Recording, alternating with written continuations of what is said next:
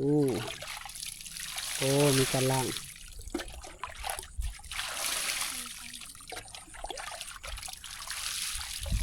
ผู้ใดได้สีแบกอยู่รถบ่นี่หาบอยู่รถนะเจ้าบ่ผู้ใดครับน้องบ่ค่อยโอ้น้องขับบ่เป็นอ๋อเอาพี่น้องอึบอ๋อตัวเต็มเลย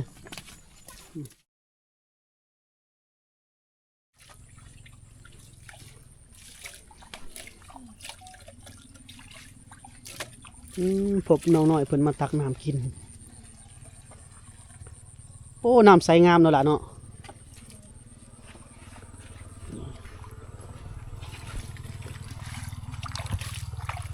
โอ้น้ำใสคักเลยน้ำลินน้ำสระสาวเผ่าเมืองกองเนาะสาวเมืองนองเลยเนาะล่ะเนาะ อันนี้เอาไปกินเลยเนาะโดยมดบ้านมาเอาอยู่นี่เลยบ่แม่นมีจักบ่อนตักไหม3บ่อโอ้นี่แหละที่ว่าถ่ายหมู่บ้านนะมาเอาอยู่นี่แต่น้ำใสคักเนาะนั่นคือสีแสบดีเนาะน้ำแร่จากธรรมชาติเพิ่นว่า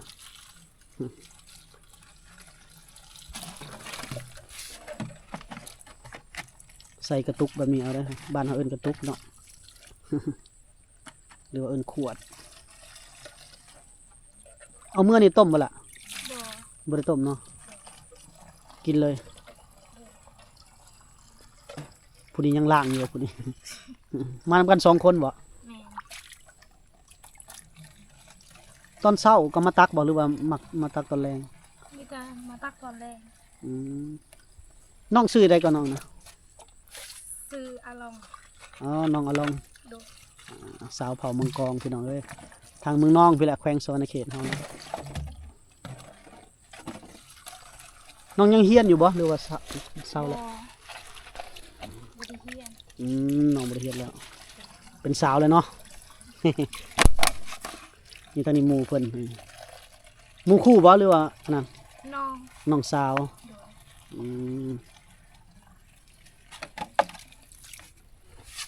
น้ำใสงามมาเลยสะอาดแบบนี้นี่เพิ่นนั่นได้เห็ดหัวอ้อมไว้บ่ให้สัตว์เข้าได้นี่เนาะน้องเอาลอง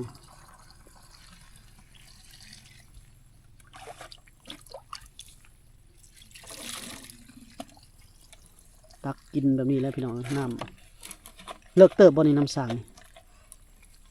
บ่ได้เลิกปานใดจักท่อบนใส่ละ2โอ้กับประมาณ1 เมตร2 ท่อย่ามได้เพิ่นมาตักหลายๆแหละเขาเจ้ามาตักหลายๆคนนี่ตอนเช้าอ๋อนี่พี่น้องโอ้ใสงามเลยสะอาดพร้อมแบบนี้แหละซอยกันรักษาความสะอาดพร้อมเลยมันจังถึกหลักอนามัยพร้อมแล้วก็เฮาก็สะอาดกินสะอาดพร้อม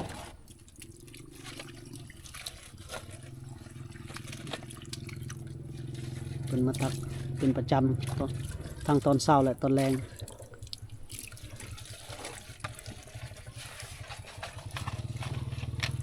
น้องเอาลองหูดเข่าแล้วหรือบ่ยังไปหูดบ่ยังบ่ได้หูดยังไปสุกโอ้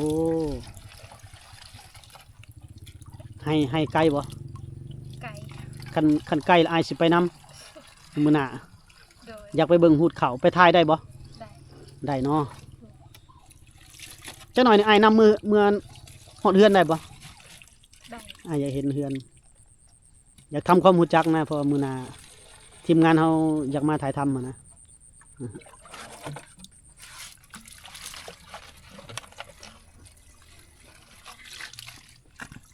น้ำใสครับพี่น้อง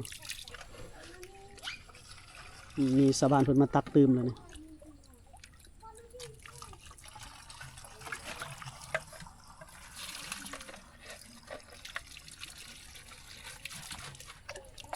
นี่แหละพี่น้องวิถีชีวิตในชนบทพี่น้องเผ่าเมืองกองนี่ก็น้องอลองเพิ่นมาตักน้ำ เฮือนเจ้าอยู่ทางใดล่ะ อยู่ทางซีนี่ โอ้แถวๆนั้นเนาะ โดย ฝั่งนั้นหรือฝั่งนี้ฝั่งนั้นหรือฝั่งนี้ ฝั่งนี้ โอ้สิแยกมองแกงลีนหันติ แม่ โดย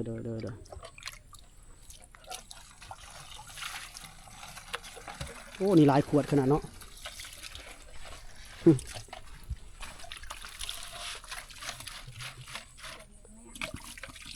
คือว่าเป็น10 20ตุกคนเลยเนาะ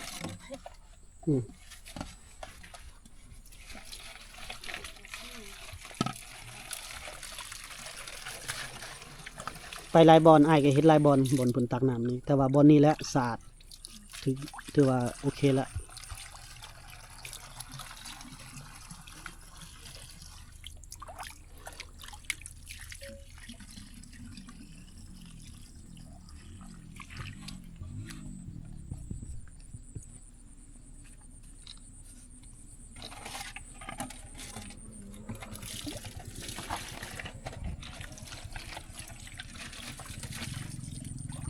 ใสงามดีพี่น้องดูใกล้ๆ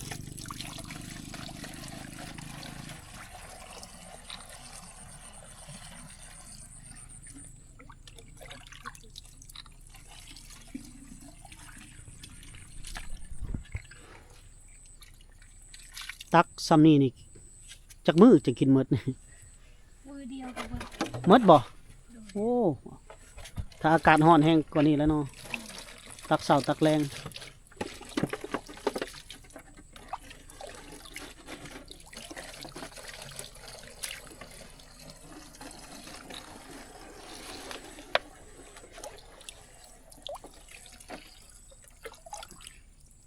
ทางพุ่นก็จะมีคนมาตักเลยพี่น้องผม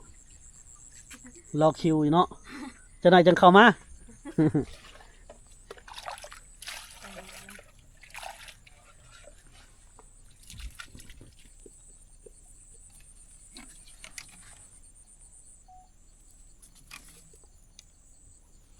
โอ้เบิ่งน้ำสะท้อนมึงพี่น้องใสคักงามขนาด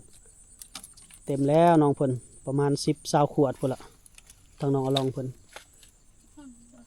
ใครในแต่เราขี่รถจักรมาขันหาบยางหาบในไกลเด้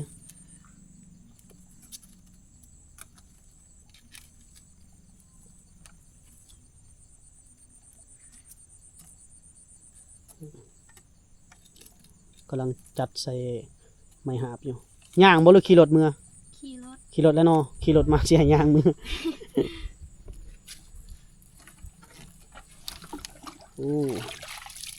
โอ้มีการล่าง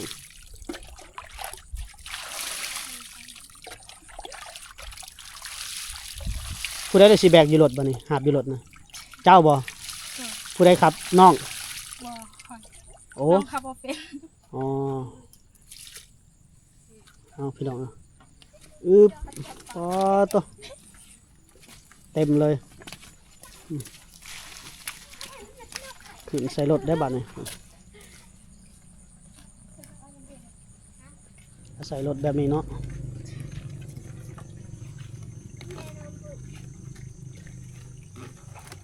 ใส่รถก็สบายไปเนาะ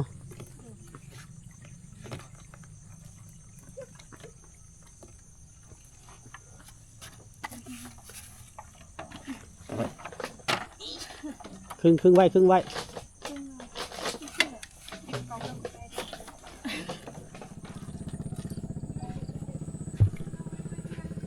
เดี๋ยวเป็นมาตักน้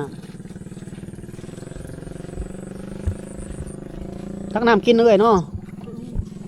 ลูกบ่2 คนนี่เออ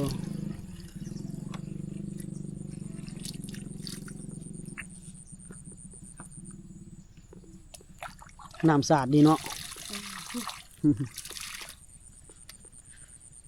ยามแรงแล้วมาตักเนาะ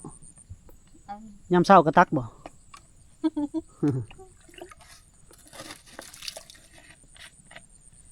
เอ้ยย่างมาใกล้บ่เฮือนเอ้ยใกล้บ่ ตารางปนายเลี้ยว โอ้เราบ่ฮู้ภาษาลาว เออ เราบ่ฮู้ภาษาลาวพี่น้องเอ้ยพี่น้องเพิ่นเป็นเผ่ามังกรเผ่าบลูนี่ก็เว้าภาษากลางบ่ค่อยเป็น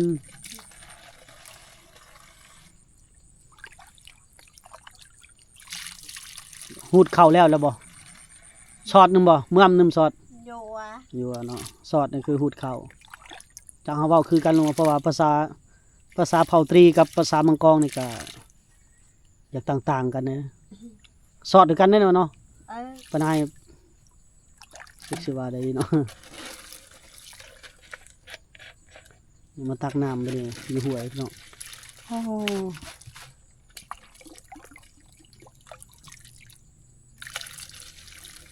แต่ว่าบอลนี่สะอาดพี่น้องแล้วเพิ่นก็กันขันหัวไว้พร้อมบ่ให้สัตว์มาบ่ให้สัตว์เข้ามาเนาะสะอาดเลยแล้วก็ประมาณ10 ตุกพุ่นแหล้วเพิ่นมาเอาก็กับลูกน้อยเพิ่นน้อยซื้อได้จ้ะละกระเต้าละมือ มาด้าจำปา โอ้จะได้หายแล้วเบิ่งละ ย่านเลยย่านแขก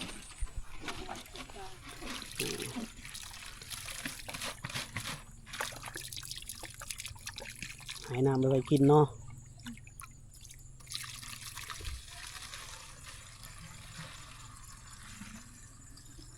นี่แหละแหล่งน้ำกินของพี่น้องชาวลาวในชนบทประมาณนี้แหละบ่อจ่อยก็ได้ไปหลายบอนหลายทีก็ได้เห็นหลายบอนหลายทีเนาะบางบอนก็ถือว่าสะอาดงามคือบอนนี้แหละถือว่าบอนนี้ให้ที่หนึ่งเลยตั้งแต่เคยถ่ายมาเนาะเบิ่งน้ำเพิ่นใสงามขนาดนี้